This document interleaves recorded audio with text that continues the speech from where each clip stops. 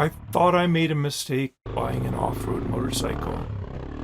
I came from a white-collar world where off-road motorcycles weren't even on anyone's radar.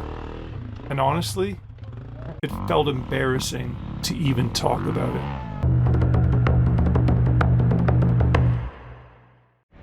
Then, I went riding by myself. The middle of nowhere, I didn't know where I was, and I didn't even know if I was allowed to be there. And instead of feeling free, I felt foolish. I'm an adult man riding what I thought at the time was basically a kid's toy. Looking over my shoulder, worried I was about to get yelled at or stopped by an adult. And if I took my helmet off, I felt like I'd be embarrassed for even being there. And I didn't realize it at the time, but looking back, I was about to quit before I even really got started. Nobody talks about this, but getting into off-road motorcycling is way harder than just buying a motorcycle. Everyone thinks the hard part is pulling the trigger on the motorcycle. It's not. That's just the beginning. Because the second you own one, you realize you've stepped into something way bigger than you could have imagined. Where do you ride? How do you get there? What happens if you break down or get hurt in the middle of nowhere? Now you're not just a rider, you're a logistics manager. Do you need a truck, a trailer, a hitch carrier, whatever that is? Or should you have considered a dual sport or adventure bike just to reach the trails? And then there's storage, cost of operation, maintenance, mechanical knowledge. That alone stops a lot of people. But let's say you push through all of that.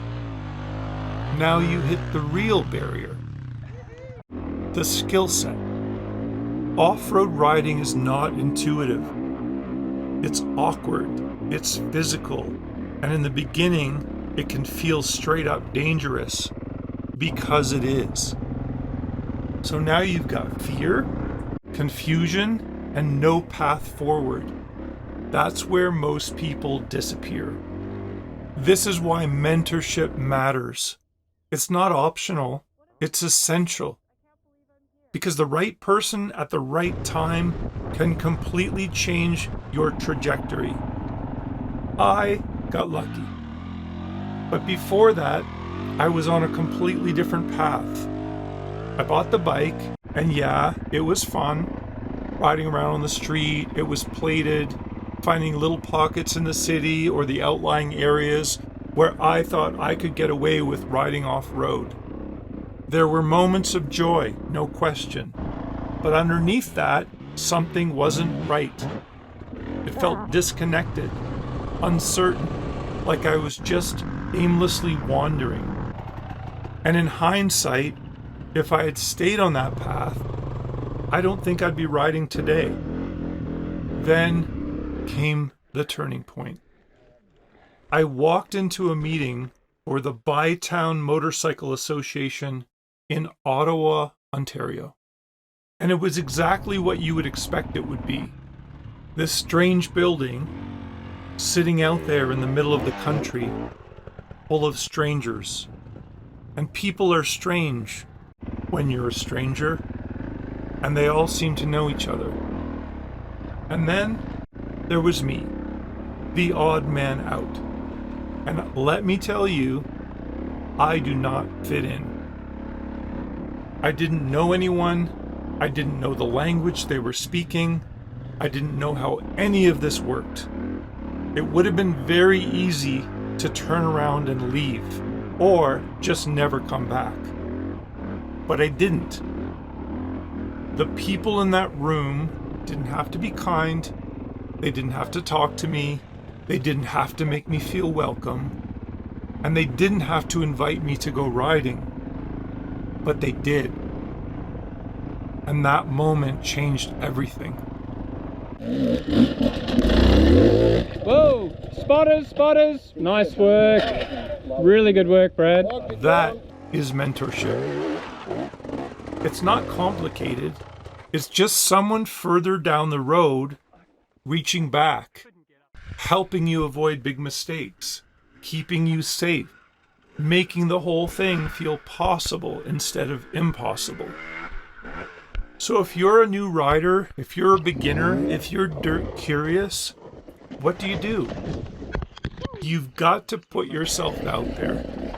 Clubs, Facebook groups, the local riding community. Thank you. That's all right. No, I think you had it. Yes, it's awkward. It's intimidating. Good Do save, it anyway. Good save. And most importantly, when you do it, be honest. Don't exaggerate or embellish your skill level, because off-road riders can see through that instantly. Every niche sport has its own language, and if you don't know it, it's obvious. Nothing makes a man lose respect for another man when they know they're not being honest. And here's the truth. You cannot fake riding an off-road motorcycle. There's no such thing as fake it till you make it in this world. If you overstate your ability, you're going to end up in situations that are way over your head, and that's where people get hurt. That's when people leave the sport. But if you walk in and display humility, experienced riders will respect that, because this is a sport that humbles everyone that's inside of it. Now, for experienced riders, if you're still here and you're still with me, if you've been riding for a while, you have something that is incredibly valuable. Your experience, your knowledge. You can change someone's entire life trajectory with a few conversations and a couple rides. If this sport has been good to you, it's so easy to give back. Don't overthink it. Just take one person under your wing and show them the way. Finding a mentor matters, but being one, that's how the sport survives. If you enjoyed this video, would love to hear from you in the comments. Did someone help you get started?